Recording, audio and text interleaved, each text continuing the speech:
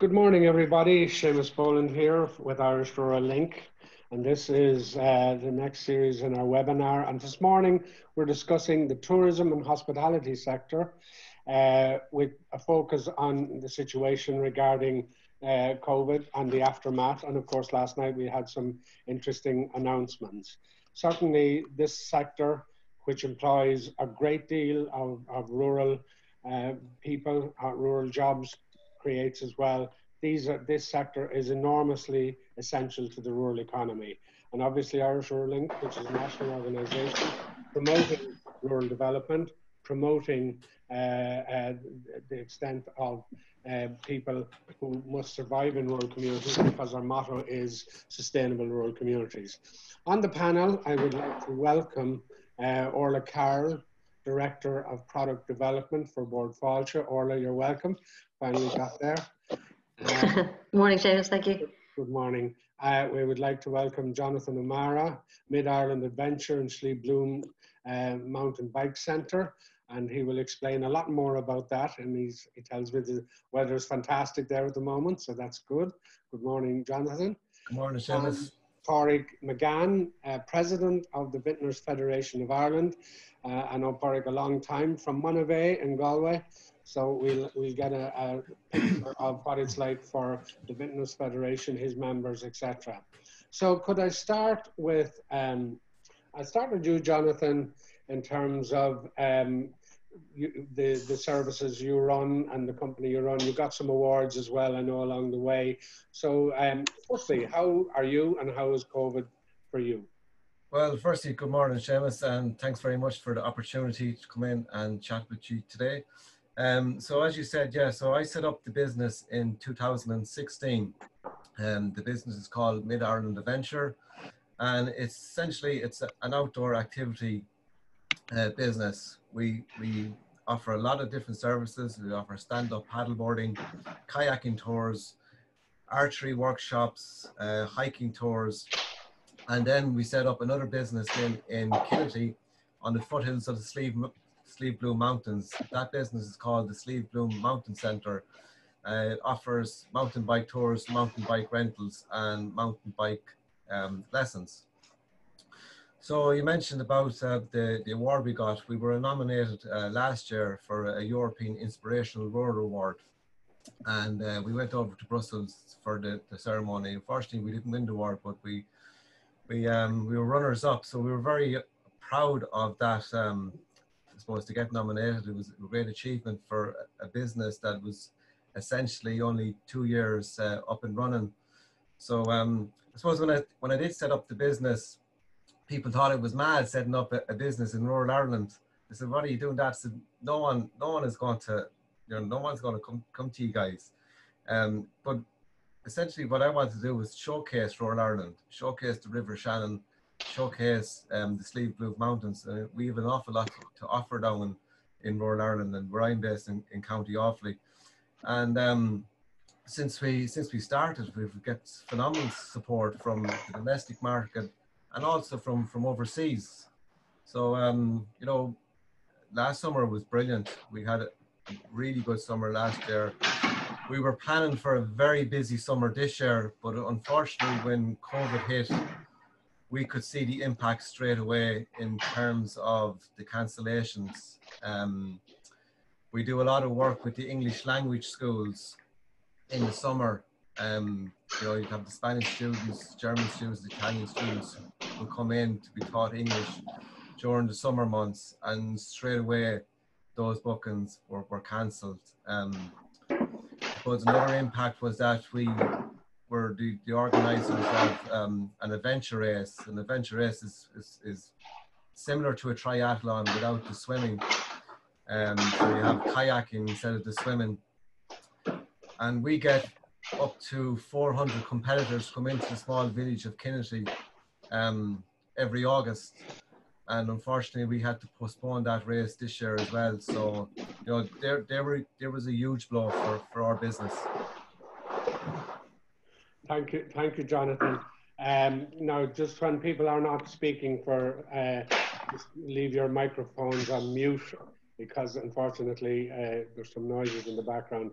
Just to say to our public as well who are joining us, I think there's nearly 200 in already. I see some of you have already put questions on the board, so please keep coming in with questions which we will take on board. Can I ask you, Pádraig from Monivea, President of the Vintners Association, what this world has done for you and your members? Well, thank you for inviting me on your show and so on. I became president 2 years ago. I'm a small publican, just to give you the background. Very small publican, third generation. And the challenge I have in front of us at the moment is to see, can the fourth generation continue? They can't, because it's not a sustainable business. Like 40% of the pubs of Ireland, in rural Ireland, outside the Greater Dublin area, are not sustainable. But I'm very proud of being president of the Vintners Federation 3900, and this was a shock to everybody, the COVID. But nobody understood the problems that lie in front of everybody. 90% or 95% of all the pubs are family businesses. And you can imagine 60% of the family businesses now are under question as to whether they can continue or not. Now, to bring us right up to date, last night was the first bit of green light. So now we're down to 1 metre. That 1 metre means every publican that got out of bed this morning has to look at 60% of the business continuing on. Where he had 100, now he's going to have 60. Well, anyone that opens up, I doubt if they'll have 30 maybe to start, or maybe 35. So it's a huge problem this morning. And what do you say to your family when you look at them and you have to pay the bills and everything? So that's the biggest problem I see for for all of us this morning, because we've done enough of talking over the last few months. So I would see myself, first people I would have to go to is anybody that I'd owe money to, say the banks, people, the government in regard to rates or insurance. And if I'm only turning over 40% of my turnover that I did have in my business, well, I'd have to go to each one of them and say, well, listen, all I can pay you is 40%. To me, that's the biggest thing this morning that faces me and lots of other people, I would say, going forward. But the government will have to act as now. You know, they've been very good in the enterprise board offering money, but that's great. And there's about 4 or 5 headings you can look for money, but there's no point in looking for money when your turnover is down by 60% and they are asking you to pay 4.5% interest, and where they're borrowing the money at 0. So let's get down to brass tacks, I would say, to the whole country this morning, and especially the government. You know, rates is the big, overheads are our biggest problem. Suppliers are great, but our overheads. So you look at the 2 big ones. Rates, the big thing. So our turnover now is down 40%. And the great thing that has happened in rates in the last 7 years, you're done on your turnover. You're priced on your turnover. So I would say here this morning, and I'm sure the hoteliers and the restaurateurs and all of us would be in agreement, rates should be suspended for 2021. And in 2022, we should start repaying, and we'd be a year in arrears. And we'd start repaying on the turnover of the year before. And that can be done automatically. Now you have Fianna Fáil and Fine Gael there together, and one can't be telling us, oh, if we were in, we would do it. So to me, that's the most important thing. The insurance is another big headache for everybody. And they're taking no pain. Stop you there, because we're going to go into those solutions as the programme continues on. So can I ask Orla, first of all, I think there's a general welcome looking at the questions for the guidelines announced by Bord Fáilte last night. So in terms of your view and from Bord Fáilte, I'm sure this is an extraordinary crisis for the whole industry, and how are you managing it? And then we'll talk about the guidelines. Yeah, thank you there. Yes, I mean, look, this is an unprecedented crisis that tourism has been in. You know, tourism has employs pre-COVID about 260,000 people around the country, and about 2/3 of them were in rural Ireland, about 172,000. And I suppose the thing that's happened with COVID is that, 1.1 million have gone onto the labour market supports, and it is 1 in 5 of those are coming from the tourism and hospitality sector. So it has actually been the sector that has been most hit. It was probably first hit and most hit, and in some elements within tourism, we think that the impact will go on for a long time. I suppose that the difficulty as well is when will the international visitor come back. And a lot of that depends on our isolation rules and airline traffic and stuff like that, being an island nation. So I suppose at the moment what we have to look, though, is there's 2 things we can focus on. We have to be driven by health and the safety of people, and that is that foremost. And in fairness, in developing the guidelines, they have been done very closely, not just with the industry bodies, so IHF and ABIA and IAAT on the adventure side have been involved, and the vintners, but also to the health and safety standards throughout the organisation, the country, in HSE and in government, because that's where we have to deal with most. The guidelines have been developed, I suppose, to be used as a tool to help businesses reopen, and that's what it's all about. It's to help you reopen. And this isn't an ideal world we're now reopening into, but we've got to see how we can open in that in a way that will enable businesses to start being open again and active and the boost for the wider economy. So that's what the guidelines are for. You mentioned there that the latest ones from the bars and the food services. I mean, Fáilte Ireland were very much pushing for that and advocating that, and we were working tirelessly yesterday to get those guidelines out within 24 hours, which do show how it can work within 1 metre. Again, not ideal, but health and safety is the dominance.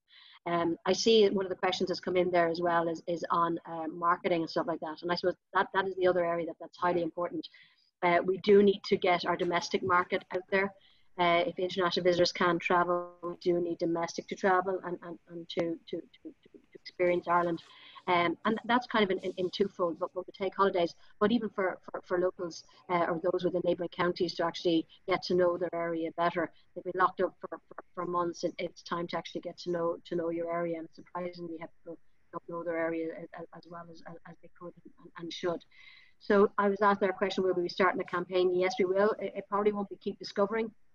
What we have done is we've done a lot of research throughout this time period, and we're continuing to do that, to understand consumer sentiment. And one of the biggest barriers domestically for people to even take a domestic holiday is around safety. They want to feel safe.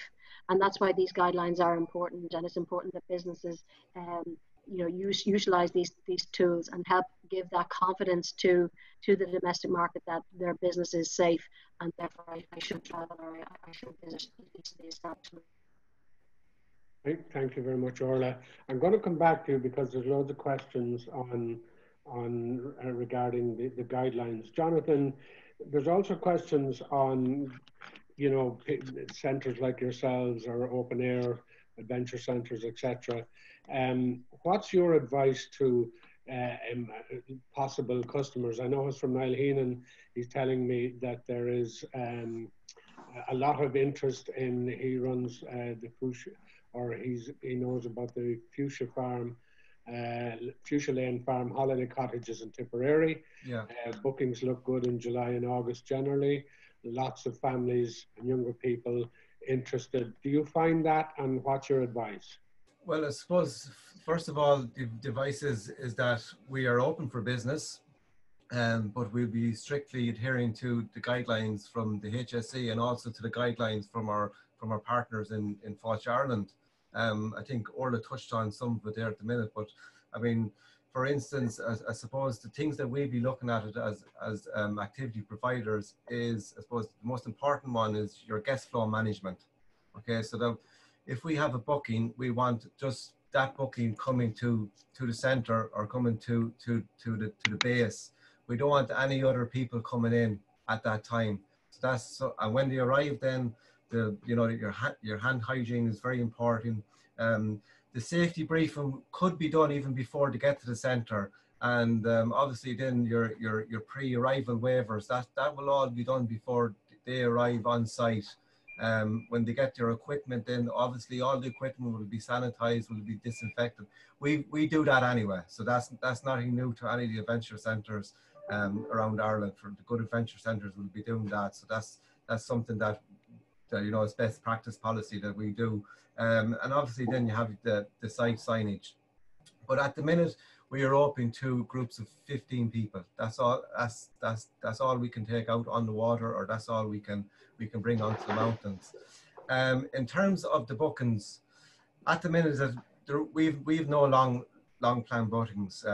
Our calendar is actually empty at the minute. You know, what's happening in my experience is that people are ringing us up maybe 1 or 2 days before they want to do the activity, you know, which is unfortunate for us because we can't plan, we can't have any long-term plan to the business. But I mean, there seems to be a little bit of an interest. Again, people want to explore the great outdoors. Orla touched on about local people wanting to, you know, to go out and explore their own area. I've taken people out on the River Shannon from my local town this year that have never been on the Shannon before, you know. I've rented mountain bikes to people in Kennedy that have never been in the Slieve Blue Mountains, you know. So it's great that they're getting an opportunity to get out and explore their own surroundings.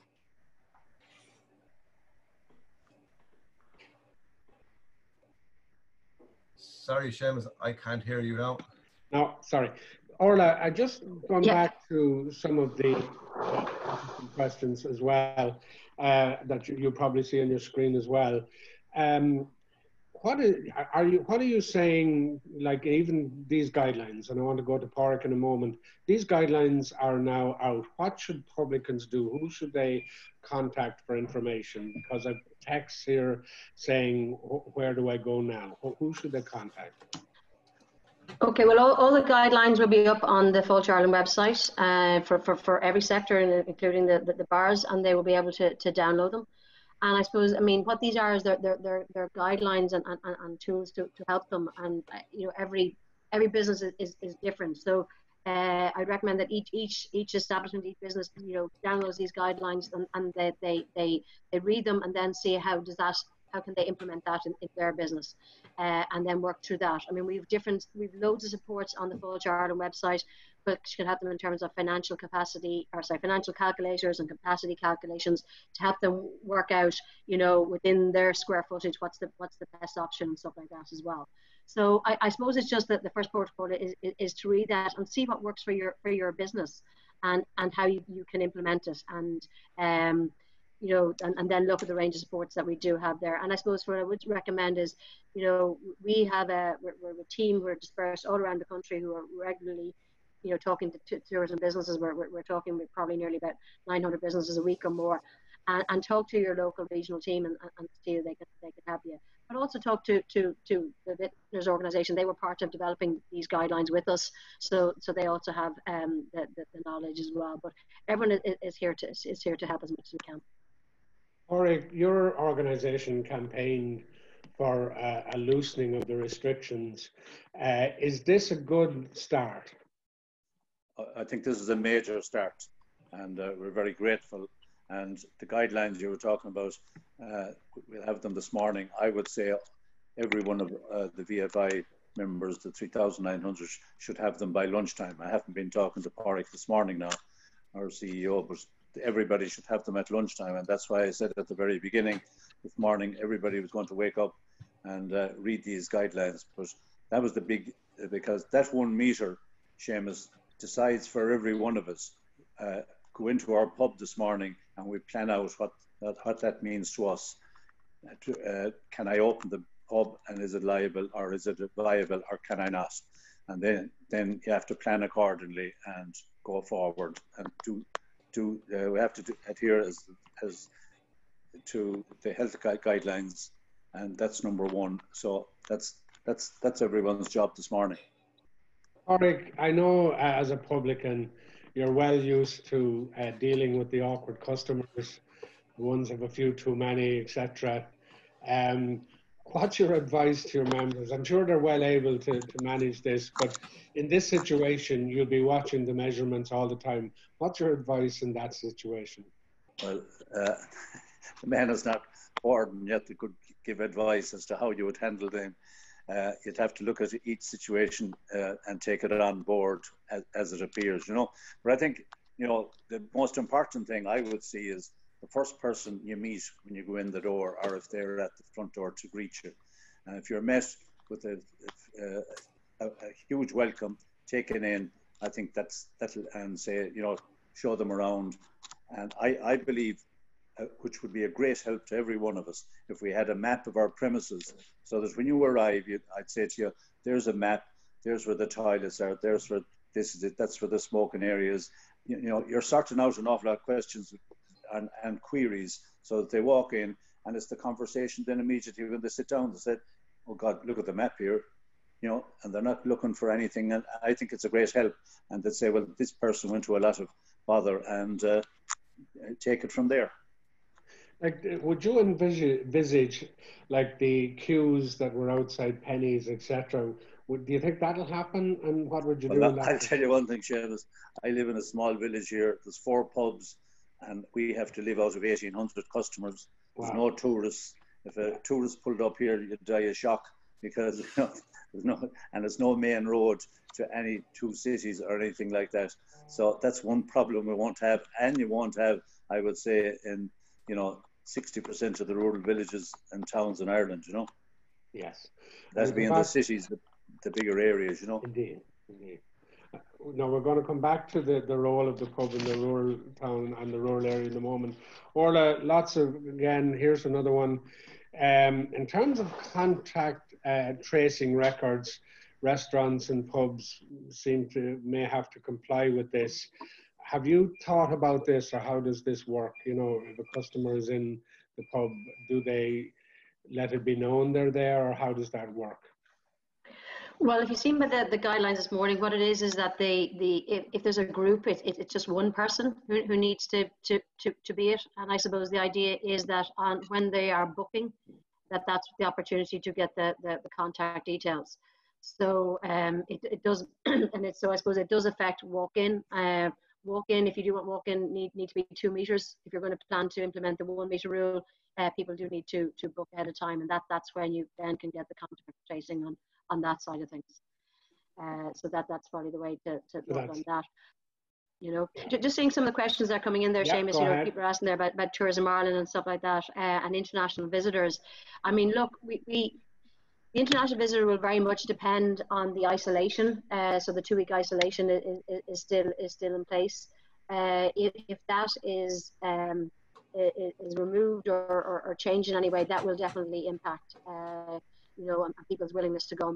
We have spoken to tour operators, and their opinion would be that they could rescue at least 30 to 40% of their international business for the rest of the year if that was removed. So that is something that I suppose, again, looking at health guidelines, if it could be removed, it would certainly impact international visitors coming for the remainder of the year on that sort of things. Jonathan, when you look at what you do and the influence it has in terms of providing jobs, indirect jobs, how is the area coping? Because it's not just your area that loses out, it's the indirect jobs as well. Do you see them coming back? It was a massive blow, Seamus, to be honest. I'm hoping that, they will come back, but who knows? Like, we really need the support of our local communities now to come out and spend their money. We'll be focused on the domestic trade for this year anyway. So we want people to come out and, if they have a few pounds to spend their money in the local economy, we're really relying on the support of everyone in Ireland, to help local businesses. It's very challenging, but look, we're trying to, I suppose, to change our business model. Recently we've organised a wellness day in Banagher. So what we're going to have is we're going to have yoga in the morning, and we're going to take a group out then for a kayak tour after the yoga, and we'll be sending them then to the local restaurant for a healthy lunch afterwards. So I suppose it's it's ideas like that where we can kind of build up a relationship with other businesses too. So Yeah, it sold out. We organised two events, and we sold out in a matter of days. So like, we're really happy with the response to that. I suppose just in terms of support as well, I got loads of support from our local lag, Offaly Local Development. They've been very good to us, not only for the COVID, but since the start. We're also partners with Fáilte Ireland and tourism partners with Ireland's Ancient East, where we've done a number of workshops on COVID, where they have been trying to prepare our business to open up in these times. And the team then in Ireland's Hidden Heartlands have been brilliant. You know, their support there for the website improvement program. So the supports are there if people just have to, suppose, to go and look for them. But getting back to your original question, it's going to be very challenging. We don't know if, we don't know what way the season is going to go. We've changed our business model, and we're relying on the domestic market to support us. Orla, thanks. Orla, some questions, you probably see them yourselves. Maura Bell has a question on international. Do you think there will be international visitors in this country? I see Joe Sheridan is saying 7th generation Republican here in Dunmore, North Galway, looking to know what specific programs have Board Fáilte earmarked to engage domestic and international travelling patrons to encourage consumer confidence to return to the Irish pub. So I know Board Fáilte have done a lot of work in this area. How do you deal with those questions, Orla? Okay, well, Fáilte Ireland are working very, very hard on this side of things. I mean, we do think, as I mentioned, from a domestic basis, it will be having that confidence in a premises, and that is why the guidelines are key, because they will give them confidence and businesses implementing those. We will be doing, as I say, a campaign which will encourage Irish domestic audience to take holidays both in Ireland and all the local area. There was a question there we were just asking about costs, and I think this is something we have to be very careful of, that we don't.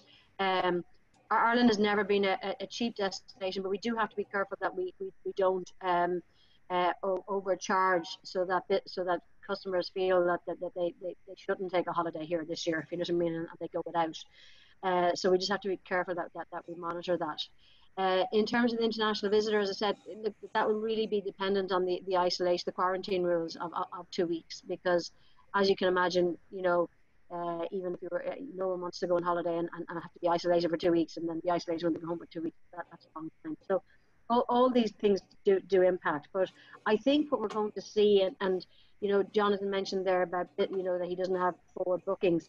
We do see from our customer sentiment research that people, they're keen, but they're still a little bit wary.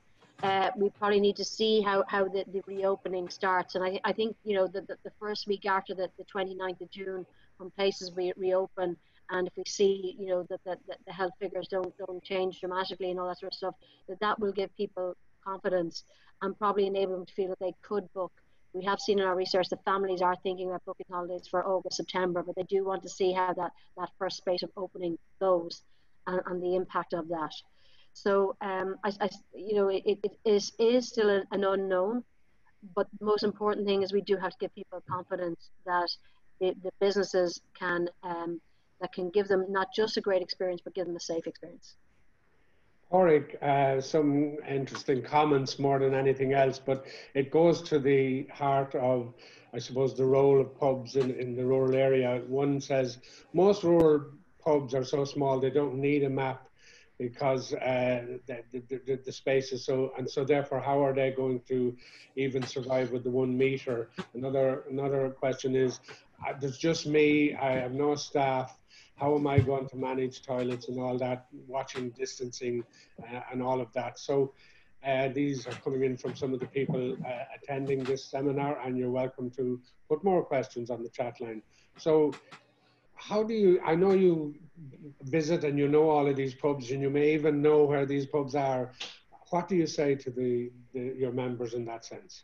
And that's going to be very personal, and the person that owns that premises, he's just going to have to give a huge welcome to these people that come in. And I can understand, you know, with the guidelines, you know, he may only be able to have 4 or 5 or 6 customers, you know, or he may not be open for business at all if it's not sustainable, you know. So everybody, we all have to handle our own little operation. So I would say I couldn't go to any publican, a small publican, and say, listen, this is how you do this, or this is how you do that. I think we'll have to, you know, we'll have to take the guidelines and use them to the best of our ability and take it from there. And in terms of survival, I know, Pádraig, we've often talked before about rural Ireland and about the pub's role in the rural village and town, and about the general employment and indirect employment it creates. And I know you would have said prior to COVID, the pub, all of this business was really struggling. I think there's 172,000 sort of employed in the tourism business generally, and in the pubs you'd have some numbers as well. Could you give me a breakdown on those? We'd have in the pub business about 50,000 people employed right across the board, and that's throughout Ireland. Now, if you look at going forward, and all our businesses are down 60 or 40%, the amount of people unemployed, young people, is going to be huge. And that's going to be there. I heard Phil Hogan saying the other day it's going to take 3 to 5 years to get us back to where we were. And that's why at this moment, after getting the statement last night of the 1 metre, we all know now our turnover, our businesses are in trouble, you know, and there's very little we can do about it. And I would ask the government, and Micheál Martin especially, he encouraged me in a big way on television there on the late 3 weeks ago. He said the people that need to be looked after are the small businesses in this country, the SMEs all over Ireland. He said that is number one. Now, I would say if he does that, you know, rural Ireland and all of us would be very, very, very happy, because that's needed, a statement of comfort from the government to say that we're here and the money is there. This is what it'd kill you. The money is there at zero. And here you have, they're telling the enterprise board to charge 4.5%. And how can that be? So things need to be sorted out now, and I'm saying it immediately. And I hope Micheál Martin stands by his word. And if he does that, I think rural Ireland will continue and prosper. But that is the only way we can prosper in all other sections as well, because over 50% of employment comes from all the SMEs throughout Ireland. You're talking about from Donegal down to West Cork, you know, and if the money dries up there, you know, you're going to have no jobs, nothing.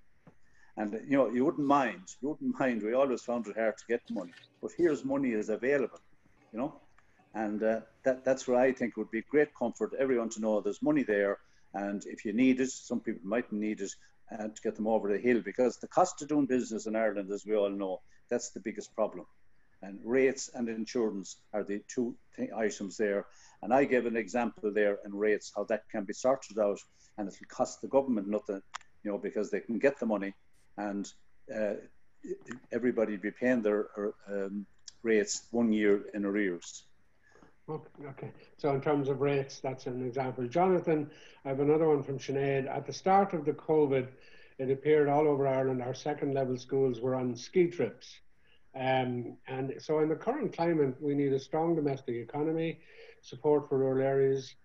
Is there an opportunity for adventure centres, outdoor centres, or places like this to really say to schools, can you not visit our centres and have the same kind of trip and educational experience? So how do you react to that? Yeah, well, a lot of schools in Ireland are taking trips in Ireland at the minute, you know. There's lots of like we provide activities for school tours. There's the Gaisce Awards where you can do your, you know, you do your hill walking in the Slieve Blooms, and they're staying over in local accommodation. So that's happening at the minute. What I probably would say is that maybe the schools that are going on those ski trips, maybe they're the more exclusive schools, you know, that can afford to get over to the likes of Italy or Austria to go skiing. Seamus, I just saw a question there from BK. It's a very good question. He was asking, said, do I foresee any activity or way that the exchange students can visit Ireland this year? I suppose the short answer is no. I don't think they're going to go this year. There's a huge amount of planning that goes into, you know, for the exchange students coming over, to getting host families, to organising activities for them, arranging, I suppose, schools for where they can go and to be taught English. So I think that the boat has shifted on that one this year, but hopefully next year, you know, things will get back to normal, and those students will come back over to Ireland, and because that's a huge source of income for the local economy. You know, when the students come over, they spend a lot of money in Ireland here, and we definitely will be welcoming them back with open arms. Thank you, Jonathan. Orla, you'll probably see this from Michael Stapleton. He's wondering, he's talking about the B&B sector, which we kind of haven't yet touched on. I suspect the B&B sector is suffering quite a bit as well, Orla. So what has Board Fáilte looked at that and put forward any plans in terms of providing advice or assistance in that area? Absolutely. I mean, all sectors, unfortunately, within tourism have been hugely hit, and B&B is no different in that score. We've done up guidelines for B&Bs to help them see how they can adapt to this new world and reopen. They obviously will avail of any marketing and activity that we do in that, because that will be pushing people to all of the different types of accommodation types. And I suppose just to tell everybody, we have a range of supports on our website to help businesses, you know, which I would recommend people actually go and look at. And they range from financial, they range from helping them to reopen, but they also even range from I suppose helping them with HR and how to manage staff, how to, you know, loads of areas of business that are now affected, and helping them how to optimize your operation. Loads of areas along that, and making sure that you optimize the performance and get the most out of the business within the I suppose the guidelines that we now have to work to. So I would recommend that people go and utilize those supports, and there are those, and they are tailored by sector, and they'll greatly help them. And Orla, again, you'll see some of the crap while you're there. I might as well throw Joe Sheridan is talking about the 20th of July. I mean, I presume the guidelines last night announced are dealing with from now onwards, or are we waiting for a different set of guidelines on the 20th of July? Yeah, so the ones that were launched today or released today, that they're as such for food establishments, and they enabled those under food establishments to open with 1 metre from the 29th of June. Original, I suppose, I'm not sure if I got the right title, but drinks focused pubs, shall we say, I hope I'm using the right terminology there, apologies, are the 20th of July, and they will be working under still a 2 metre distance at this moment in time. Now look, these are flexible, and these are changing, and they will change based on health guidance. So that may change ahead of the 20th of July, but at the moment it would be 2 metres, and they will be opening under those guidelines then. Okay.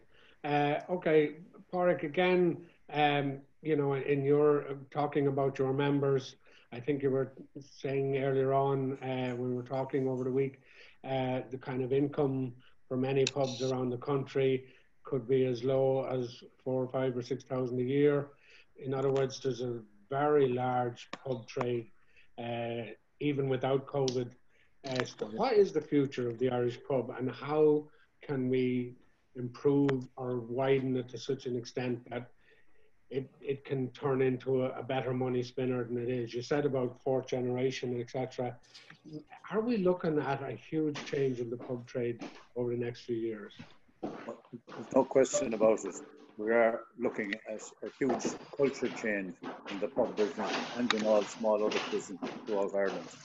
And some noise just now may catch. This will annoy our 60% noise. I don't know what it's in your background, but if everyone else would mute their phones or their computer, and then continue, Pádraig, and see how it goes. When you look at, say, to a synopsis in regard to the pub business, in Ireland, outside of the Dublin area, the VFI, there are 60% of the pubs are turning over under 4,000 a week.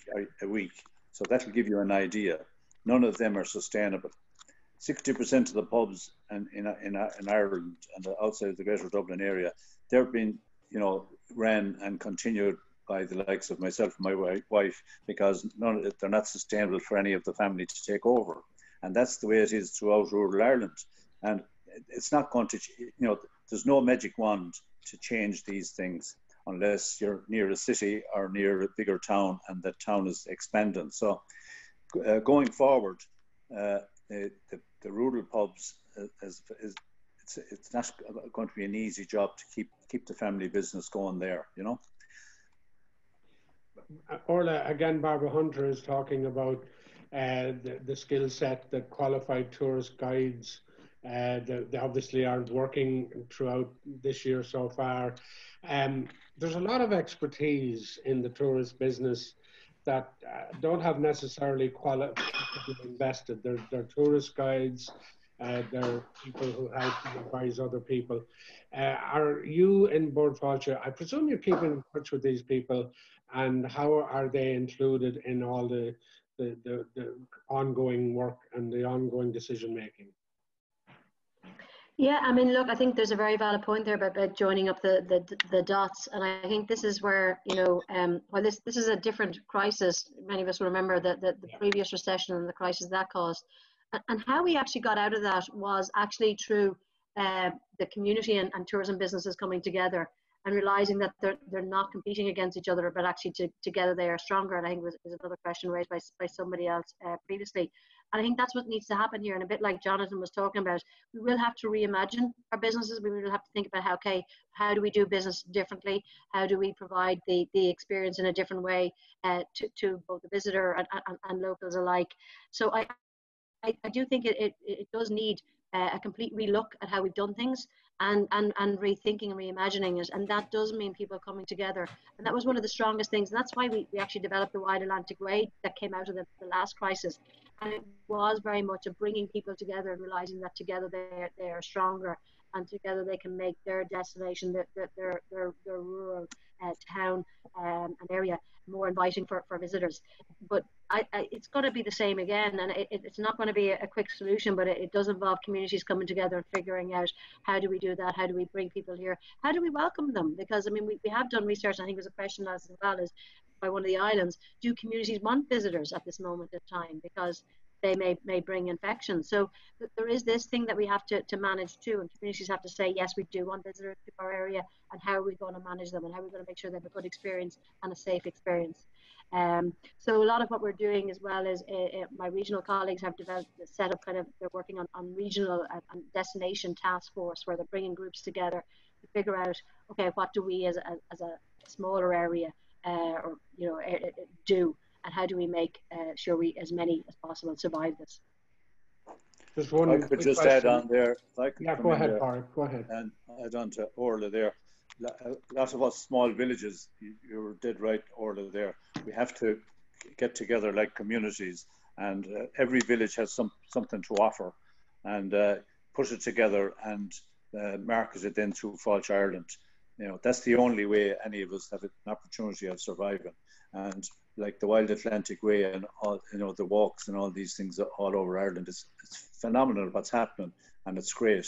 And great credit to Fáilte Ireland for promoting it. And they have a huge, ask out there from all small communities to come to them and with their little ideas. A lot of small little villages and so on, like ourselves and others, might think they have nothing, but everybody has something, and they are looking for leaders to come in from these communities and tell them about it, and they will help them out from there on. And that's a huge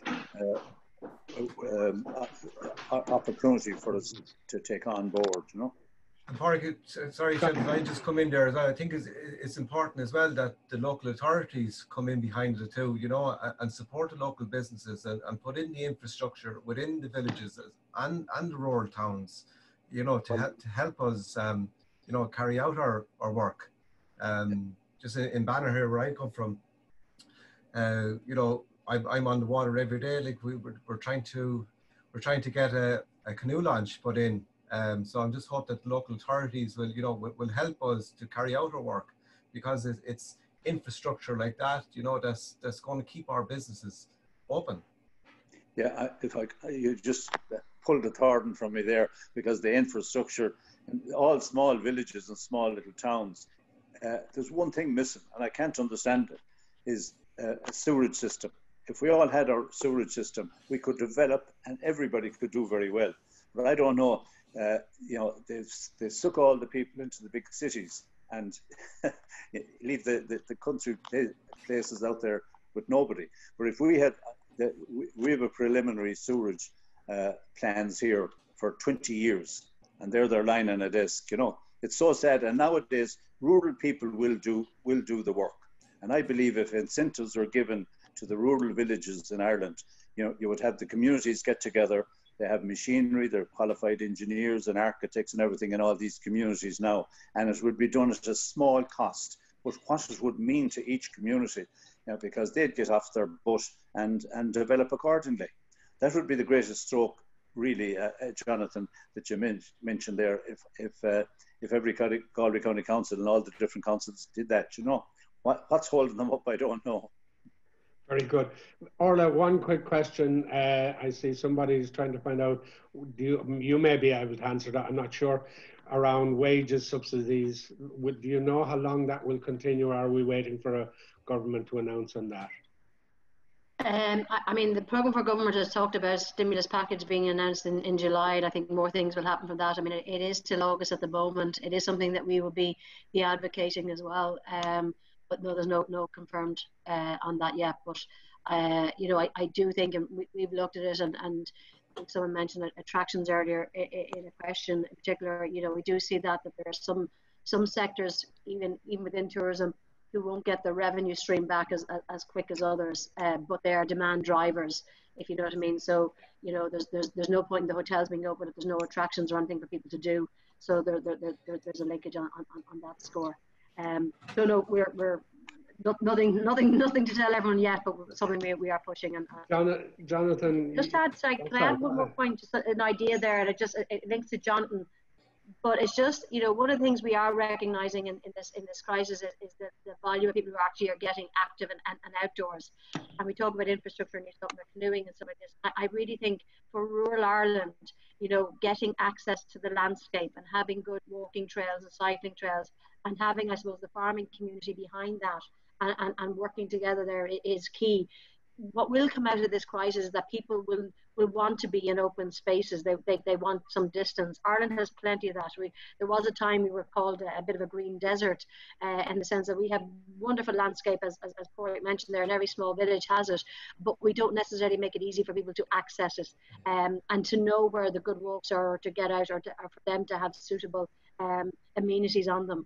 And I think that's something out of this crisis that we should be supporting. And I think going forward, and particularly for rural Ireland, we have to work closely both with the farmers and ourselves and others and local communities to see how do we open this landscape and get people active in it. And that will mean that they will then eat in the restaurants and drink at the bars and buy petrol in the petrol stations.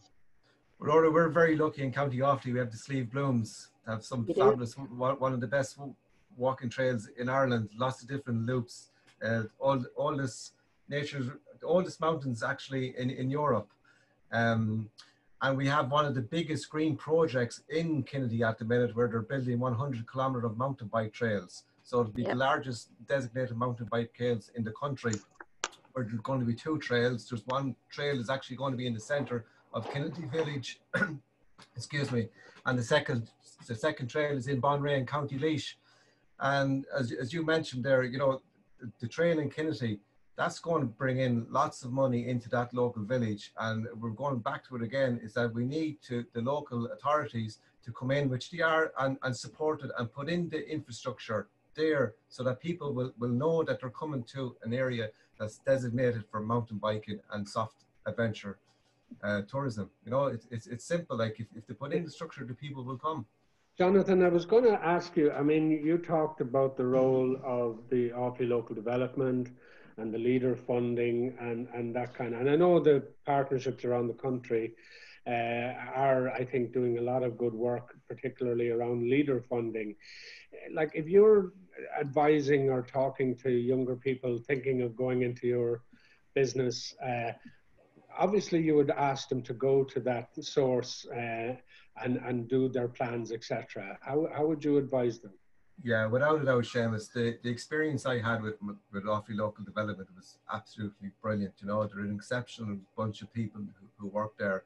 That was my first port of call, setting up the business, so that they could give you advice. Now, you know, there's financial money there, but it's not that. It's the advice that they can give you. It's the people you meet, the networking. Yeah, and I think another question came in there about just the restart and if there is money available. Again, my advice would be for people to contact their local ag. They will set you right. I think there's a €3,000 COVID restart grant for small businesses, you know, to put in sinks or, you know, to put in new counters, advisors, things like that. But yeah, the team in Offaly Local Development, they work very hard to do a lot of work. And yeah, I was lucky that I was, you know, the grants were there at that time. And are these grants easily accessible, Jonathan? Well, the short answer to that is no. They are easily accessible, but there is a lot of paperwork which does not got to do with Offaly Local Development. That's coming from Europe. You know, yeah. There's lots of, I suppose, requirements and conditions, lots of paperwork, but look, it can get very frustrating when you are when you are setting up a business because you want things to move a lot faster. But it is worth the wait. You know, it is worth the wait. Pádraig, you know, like we do believe, and I think you've said it, there's going to have to be a serious look at the whole industry after this crisis, and Orla has put forward some interesting ideas as to how the industry is going to have to look at itself. Will your organization, you know, will you be sitting down with the new government, and what will you be saying as a priority in terms of what you require to make it happen? Jonathan talked about maybe accessing the bureaucracy, etc., which is a problem sometimes if you're a single trader. So what will you be saying to the new government? I would be saying it's about the cost of doing business, number one, in this country. Yeah. If we can bring down the cost of doing business in this country, it would be phenomenal, the success rate we'd have. Because the cost, as we just mentioned, I hate to be bringing it up again, the cost of rates, cost of insurance, you know, before you start. And, you know, that's stopping the development of our educated young people, you know, starting businesses and so on. And that's number one, the ingredient that needs to be done. And the other thing that you mentioned there, services. If the services were brought to small villages and towns, you know, they would develop businesses and other projects in their own communities, which would be a help. Because if you bring services to people, you know, it develops after that. If the services are there, well, if there's no services there, you know, there's no attraction. That's why there's big cities and everything have all the services, and that's why they attracted all the young people in to live there and so on. So if the services are number two there, that have to go to rural villages and so on, because rural Ireland is dying rapidly. And if you give it a little opportunity and a little help, I think this would be a huge help for going forward, you know. Jonathan, there's one question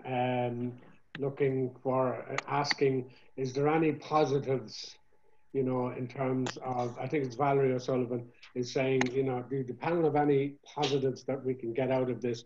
And it's not that we want to be unduly negative, but we have a very difficult crisis on our hands and we're trying to work through it. But Jonathan, I know your optimism from previous times talking to you. What's your positives in this as you would see it? Well, I suppose there's a huge amount of positives. I mean, there's more people cycling in Ireland now than there was 4 months ago. You know, the demand for bikes is phenomenal at the minute. I think people are beginning to realise that they don't have to holiday over in Spain, or they don't have to go over to Austria skiing. You know, there's lots of things to explore here in Ireland, and you know, I suppose they're really, I suppose, focusing in on that now. They're going out and they're exploring their own locality, and they're realizing that there's actually things on their own doorstep, you know, that's enjoyable. And that's the message that we want to get out as in the hospitality sector. Spend your money in your local economy. Try a new activity. You know, you'll be pleasantly surprised. And Orla, I know Bord Fáilte have, as Pádraig says, been a tremendous asset to the whole tourism business, local tourism, promoting local tourism, helping various entrepreneurs to try and get into the business. For example, I'll give a bit of promotion here from Catherine McPartland. Ferns Village in Wexford in the coming months will be launching an exciting voluntary communities interpretive exhibition, collaborating with members of Wexford Trails, a network of trails throughout the county. So she's basically saying, visit Wexford, and she's thanking Bord Fáilte and the local authorities. So I suppose from a positive perspective, Orla, and I know Bord Fáilte have done a great job, what's your advice to the people who are, I suppose, struggling in the industry at the moment? Look, it is hard, and I mean, it's great to hear the optimism in Jonathan, and it is hard in this climate. I think, you know, what I would say is there are supports there to help you. So, you know, the guidelines are our guide. There are numerous business supports on the Fáilte Ireland site, and the Fáilte Ireland team are there to help.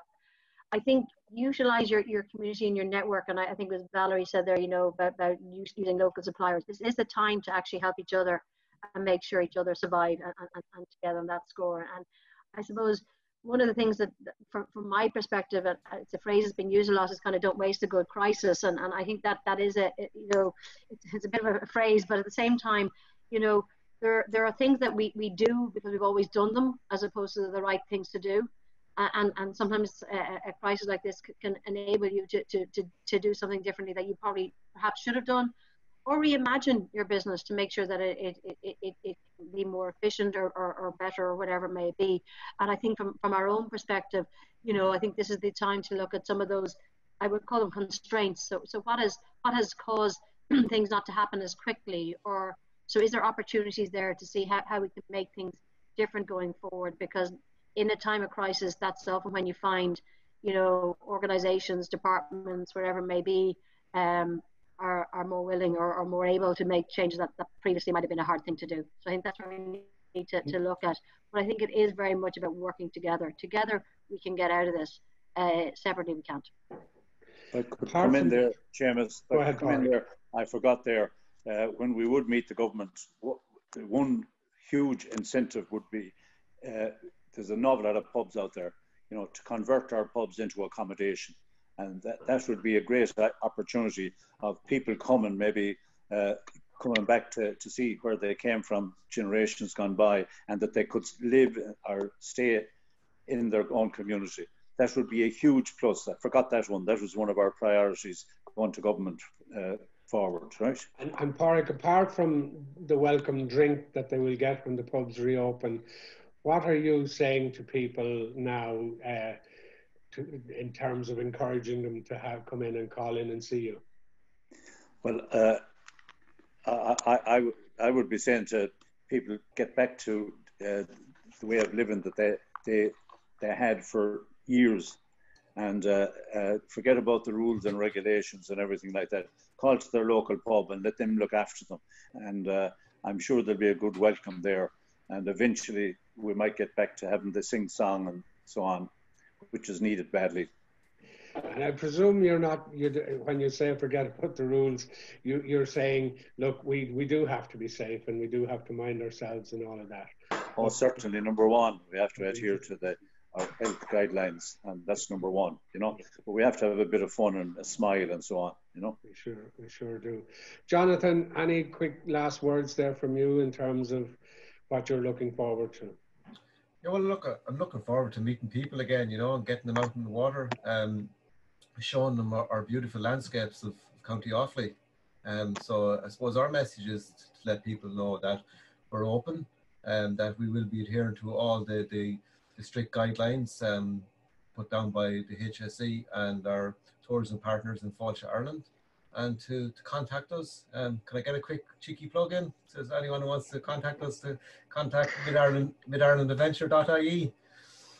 Of course you can, Jonathan, because I think you're one of the most progressive businesses, and I'm saying that, and not just because I believe it, but you've proven it in terms of the award, and it was very well recognised by Europe, etc. So I really do recommend people to get in touch with Jonathan. Orla, look, Bord Fáilte, as I said, are probably just as hard, just finding this crisis as difficult as everybody else, but certainly you are talking to people. What's your last advice? I suppose our last advice is just look, you know, we're delighted that I suppose that the date of opening is the 29th of June as opposed to the later date in July. We think this is an opportunity to instill confidence in the domestic market, that the industry is a safe industry and that they should travel, because once they do, then we can start to grow, and you got to start somewhere. So we've got to get that movement. And I would just say to everyone listening, look, Fáilte Ireland is here to help you, here to support you. We have numerous online supports on our website, so please go to fáilteireland.ie. There are numerous supports there to help you, and that's what we're here to do. We mightn't be able to do everything that you like, but we are trying to help. Okay, we're coming to the end, and I want to talk about next week's first, but certainly I would like to thank everybody for participating. But before I say that, next week our webinar will deal with the reality of communities in rural Ireland. As you know, the community sector in the crisis has certainly stood up. Lots of volunteers, lots of people involved in the well-being of communities, various developments. During COVID-19, this volunteerism in communities saw a huge increase to ensure that all sectors of the community were cared for. But what does this mean for communities going forward? How are we going to, in one sense, capture the drive and the enthusiasm showed by our volunteers over the last few weeks, and how are we going to make sure communities can actually build on this? So to talk more about it will be Dr. Maura Farrell, rural geographer with the School of Geography and Archaeology, NUI Galway, Michael Dignan, former Offaly hurler and community champion in Offaly, and we hope to confirm a speaker from Pobble, the largest funding agency for community development. So that's next week at 10 o'clock. But before I go, a sincere thank you to Orla, Director of Product Development in Bord Fáilte. Thank you for being with us. To Jonathan O'Mara, Mid-Ireland Adventure, Slieve Bloom, think of that when you're thinking of your next break. Thank you, Jonathan. And of course, Pádraig McGann, one friend of mine, and President of the Vintners Federation of Ireland, based in Monavea. And don't be afraid to drop into Monavea. It's not that remote or to miss. Thank you for your serious interventions. And to you who joined us this morning, we are really impressed. Every Thursday morning at 10 o'clock when we do these webinars, we are almost always surprised by the fact that over 150, 200 people, some weeks, I think we had 300 one week, join us. And of course, this will be on our website and circulated widely afterwards. So to all of you, thank you again and have a really very good day.